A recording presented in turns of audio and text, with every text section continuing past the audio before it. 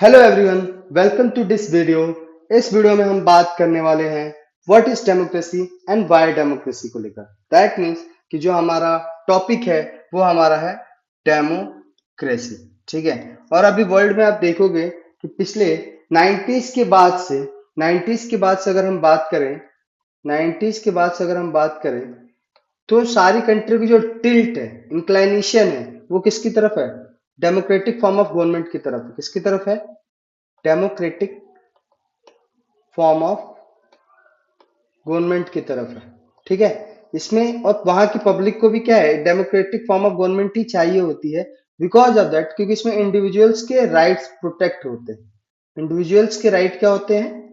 Protect होते हैं। ठीक है। सो स्टार्ट करते हैं इस वीडियो को। ठीक है। तो आई होप आपको ये चीज समझ में आएगा, और अगर समझ में आएगा तो please subscribe and follow whatever. But हाँ, सब्सक्राइब जरूर कर लेना कि आगे भी जो वीडियोज आए उसमें आप ये सब नए नए जो भी कंसेप्ट है उसको आप समझ पाओ। तो स्टार्ट करते हैं। What is democracy and why democracy. इस चैप्टर में हम बेसिकली बात करेंगे कि डेमोक्रेटिक जो फॉर्म ऑफ गवर्नमेंट होते हैं, पहले तो उसकी मीनिंग को समझेंगे। ठीक है। और डिफरेंस करेंगे किसके बीच में, डेमोक्रेटिक फॉर्म ऑफ गवर्नमेंट को किससे, नॉन डेमोक्रेटिक वन से। ठीक है। नॉन डेमोक्रेटिक कंट्री से हम डिफरेंशिएट करेंगे, डिस्टिंग्विश करेंगे कि हाँ जी, डेमोक्रेटिक कंट्री है तो क्या बेनिफिट्स है, क्या प्रोज है और क्या कॉन्स है। ठीक है। वैसे नॉन डेमोक्रेटिक कंट्री की क्या प्रो है और क्या कॉन्स है। ठीक है। उस पर हम डिस्कस करेंगे। ठीक। सो उसमें और फिर डेमोक्रेसी क्या है कि mostly wide spread form of government है आज की जो अभी कंडीशन चल रही है, करंट सिचुएशन है उस बेस पे। ठीक है। क्योंकि ये क्या करता है कि इंडिविजुअल्स राइट्स प्रोवाइड कराता है, ड्यूटीज देता है पब्लिक को कि आप आपको अपनी ये राइट्स, देखो राइट्स के साथ साथ इंडिविजुअल्स की अपनी ड्यूटीज भी होती है जिसको फुलफिल करना चाहिए नेशन के लिए। किसके लिए? नेशन के लिए। तभी नेशन क्या करेगा, डेवलप करेगा। ठीक है। बड़ा इंपॉर्टेंट हो जाता है ये सब चीजें। ठीक है। तो अब शुरू करते हैं कि डेमोक्रेसी है क्या। फर्स्ट ऑफ ऑल कुछ समझेंगे। डेमोक्रेसी अगर हम सिंपल भाषा में मैं तुमसे कहूं कि डेमोक्रेसी क्या एक वर्ड है। ठीक है। जो जस्ट अगर आपको मैं कहूँ कि डेमोक्रेसी क्या है, डेमोक्रेसी को एक तरीके से ना डेफिनेशन में बांध कर नहीं रख सकते। आपको डेमोक्रेसी को डेफिनेशन से भी बियॉन्ड जाना पड़ेगा। बिकॉज ऑफ डेमोक्रेसी एक बहुत ही लार्जर कंटेक्स्ट में बोला जाता है। ठीक है। डेमोक्रेसी का मतलब सिर्फ वहां पे ये नहीं होता है कि इलेक्शन करा देना। ठीक है। नहीं, ऐसा कुछ नहीं होता। डेमोक्रेसी में बहुत सारी चीजें होती हैं जिसको कि फॉलो करना होता है, तब वो ट्रू फॉर्म ऑफ डेमोक्रेसी कहलाती है। ठीक है। उस पर भी हम डिस्कस करेंगे। ट्रू फॉर्म ऑफ डेमोक्रेसी कहलाती है। ठीक है।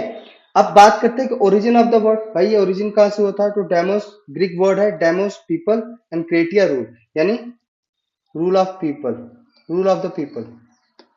ठीक है। पीपल का रूल। ठीक है। पीपल के लिए रूल, यानी rule by the people, rule of the people, rule of the people, people का रूल और रूल बाय द पीपल। ठीक है। और फिर रूल फॉर द पीपल। ठीक है। ये तीनों चीज, of the people, bye the people and for the people, ये सारी चीजें किसके अंडर में आते हैं? डेमोक्रेटिक डेमोक्रेसी को डिफाइन करता है। जो कि ये definition bye the people, for the people end of the people, ये किसने दिया था? अब्राहम लिंकन ने दिया था। किसने दिया था? डेमोक्रेसी को उन्होंने डिफाइन किया था, अब्राहम लिंकन ने। ठीक है। जो कि अमेरिका के क्या थे? प्रेसिडेंट थे। क्या थे? प्रेसिडेंट थे। इसलिए हमें थोड़ा सा डेफिनेशन से भी बियॉन्ड जाना पड़ता है। बिकॉज ऑफ दैट, क्योंकि ट्रू फॉर्म ऑफ डेमोक्रेसी में बहुत सारी चीजें होती हैं, तो उसके लिए हमें क्रिटिकल थिंकिंग भी करनी पड़ती है। ठीक है। तो आप क्रिटिकल थिंकिंग करोगे तो आपको आप एनालाइज कर पाओगे कि किस तरह की फॉर्म ऑफ गवर्नमेंट डेमोक्रेसी होनी चाहिए। जैसे कि मैं सिंपल सा भाषा बताता हूँ।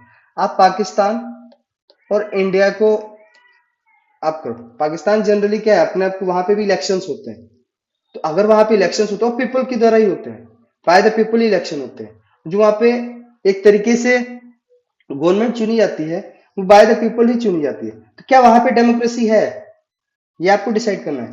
वैसे मेरी तरफ से नहीं है। ठीक है। अगर आप ये देखो कि सिर्फ क्या यही डिसाइड कर दे रहा है कि डेमोक्रेसी है, अगर ये डिसाइड कर रहा है तो इसका मतलब पाकिस्तान में भी डेमोक्रेसी है। बट ऐसा नहीं है। लेकिन इंडिया में अगर बात की बाय द पीपल तो है ही। और क्या ये ट्रू फॉर्म ऑफ डेमोक्रेसी है भारत में? तो हाँ है। क्यों? क्योंकि जो हमारे रिप्रेजेंटेटिव हैं वही रन करते हैं किसको? गवर्नमेंट को। रन करते हैं किसको? गवर्नमेंट को, ना कि पाकिस्तान की आर्मी की तरह, ठीक है, जो कि बाय द पीपल तो नहीं है भाई। इनको इलेक्ट तो पब्लिक ने नहीं किया है, लेकिन फिर भी पाकिस्तान आर्मी एक तरीके से मेजर रोल निभाती है, ठीक है, वहां के पॉलिसीज में, ठीक। बट इंडिया के पॉलिसीज में किसका रोल होता है? जो हमारे द्वारा रिप्रेजेंटेटिव चुने गए होते हैं, ठीक है। तो आई होप आपको चीज समझ में आया होगा। नाउ अब बात करते हैं बेसिक डेफिनेशन की। डेफिनेशन क्या है? Democracy is a form of government where rulers are elected by the people and they help distinguish democracy from dictatorship and monarchy. Monarchy और डिक्टेटरशिप, ये भी दो अलग वन फॉर्म ऑफ गवर्नमेंट्स है, ठीक है। बट उसमें बेस्ट कौन सी आपकी? डेमोक्रेसी है। लिमिटेशन क्या है डेमोक्रेसी की? अगर हम बात करें कि बहुत जगह पे मैनी गवर्नमेंट्स होती है जहां पे इलेक्शंस होते हैं, बट क्या वो ट्रूली डेमोक्रेटिक है? तो नहीं, ऐसा कुछ भी नहीं होता, ठीक है। क्योंकि वहां पे रियल पावर, जैसे पाकिस्तान की बात करें, कहाँ पे रियल पावर? आर्मी के पास है। तो ऐसा नहीं होना चाहिए। अब बात करते हैं की फीचर्स ऑफ डेमोक्रेसी की। इसमें देखो, डेमोक्रेसी के की फीचर्स क्या है? पहला, कि जो फाइनल डिसीजन लेना चाहिए किसके द्वारा? इलेक्टेड लीडर्स के द्वारा, जो कि हमारे यहाँ होता है। इंडिया का एग्जांपल देख लो, जो भी डिसीजन लिए जाते हैं, अच्छा या गलत, सही या बुरा, वो किसके द्वारा लिया जाता है हमारे रिप्रेजेंटेटिव के द्वारा, जो हमारे इलेक्टेड लीडर्स हैं उनके through. Free and fair election होता है इंडिया में। फ्री एंड फेयर इलेक्शन होते हैं, उसके लिए क्या? इलेक्शन कमीशन ऑफ इंडिया काम करती है। One person one vote. अब यहाँ पे देखोगे वन पर्सन वन वोट का केस आ जाता है, इसीलिए यहाँ पे देखो बैलेट सिस्टम को क्या किया गया है? इंडिया ने इसको हटा दिया है। और यहाँ पे अभी क्या है? वीवीपैट का जमाना आ चुका है ना, ईवीएम मशीन यूज होती है, ठीक। इस पे भी बहुत बड़ी कंट्रोवर्सी चलती है, बट हम उसमें अभी नहीं जाएंगे, हमें इस पे काम करना है। Rules of law and right. Democratic governments में कॉन्स्टिट्यूशनल लिमिट्स होती है, यानी एक जो गवर्नमेंट होगी उसको ऐसा नहीं कि कोई भी रूल्स एंड रेगुलेशंस ला सकते हैं, नहीं, कोई भी पॉलिसीज, कोई भी लॉज ला सकते हैं, नहीं, उस पर भी एक कॉन्स्टिट्यूशनल लिमिट लगी हुई है। और ये कौन काम करती है? जुडिशरी काम करती है। कैसे? आप जानते हो कि कई बार, अभी आप ज्यादा दूर क्यों जा रहे हो? किसान बिल वाला आपने केस सुना था, है ना? अभी आपने वक्फ बोर्ड का जो बिल सुना, अभी कहाँ जा रहे हैं? जब भी अगर लॉज आ जाते हैं, तो वहां की जो पब्लिक है, जो पीआईएल लोग क्या डालते हैं? कहाँ पे? जुडिशरी में, यानी सुप्रीम कोर्ट में। और फिर वो अपने राइट्स को लेकर डिस्कस करते हैं। तो वहां पे फिर आपका जो जुडिशरी है वो अपना काम करती है, ये रूल्स, ये लॉज एंड जो बिल्स हैं, ठीक है, या रूल्स एंड रेगुलेशंस हैं, वो सही है या गलत है? क्या ये कॉन्स्टिट्यूशनल लिमिट को क्रॉस तो नहीं कर रहे? अगर क्रॉस कर रहे होंगे तो फिर जुडिशरी अपना इंटरवीन करती है, ठीक है। एग्जाम्पल्स एंड चैलेंज की बात करें तो जिम्बाब्वे का एग्जाम्पल ले लो, ठीक है। Zimbabwe despite regular election, Zimbabwe government जो होती है under Mugabe unfair practice use करती है, हैरेस ऑपोजिशन को हैरेस करती है, लिमिटेड फ्रीडम्स होते हैं वहां पर, है ना। ये एक तरीके से वहां पे इलेक्शन होने के बावजूद भी ऐसा है, तो क्या ये ट्रू फॉर्म ऑफ डेमोक्रेसी है? तो नहीं, ट्रू फॉर्म ऑफ डेमोक्रेसी नहीं है। तो इंपॉर्टेंस है राइट की, यानी डेमोक्रेसी के अंदर इंडिविजुअल राइट्स की बात होनी चाहिए, इसकी इंडिविजुअल्स राइट्स की बात होनी चाहिए, ठीक है। नाउ नेक्स्ट, अब हम बात करते हैं Y democracy, argument and debates. Democracy क्यों चाहिए? देखो, सबसे बड़ी चीज, अगेंस्ट डेमोक्रेसी क्या है? चलो अगेंस्ट पे बात करते हैं। देखो, एक तो यहाँ पे क्या होता है कि इंस्टेबिलिटी होती है, क्योंकि हर 5 साल के बाद लीडर्स चेंज होते रहते हैं, है ना। तो ये भी चीजें हो जाती हैं। Political competition breeds corruption. अब पॉलिटिकल कंपटीशन के बीच में क्या होता है? करप्शन हो जाता है। जैसे मान लो, कभी कभी क्या होता है, सबको पता 5 साल के लिए रहना है, अगली बार तो हम आएंगे कि नहीं आएंगे, तो क्या करप्शन करने की कोशिश करते हैं, है ना। ये भी चीज होती है। डिसीजन मेकिंग में बड़ा डिले होता है, क्योंकि एक रूल्स एंड रेगुलेशंस को फॉलो करना पड़ता है, ठीक। यानी तो उसमें भी फिर क्या होता है? डिसीजन मेकिंग में डिले होता है। लीडर्स में not know best interest. Even leaders को भी बहुत सारी चीजें नहीं पता होती, क्या बेस्ट इंटरेस्ट है नेशन के लिए, वो सारी चीजें भी इंपॉर्टेंट हो जाती है। Ordinary people lack knowledge. और जो लोग इलेक्शन में पार्टिसिपेट करते हैं, दैट मीन्स की बहुत सारी पब्लिक होती है जिनको नहीं पता होता कि हमारा ये जो कैंडिडेट है वो कैसा है, या फिर हमारे नेशन के लिए क्या इंपॉर्टेंट है। उनको उतनी चीजें अवेयर नहीं होती, इसीलिए इलेक्शन कमीशन और आजकल की मास मीडिया काम करती है लोगों को अवेयर करने में। काउंटर पॉइंट्स क्या है? कि डेमोक्रेसी ठीक है, परफेक्ट नहीं है, बट बेटर देन अल्टरनेटिव्स।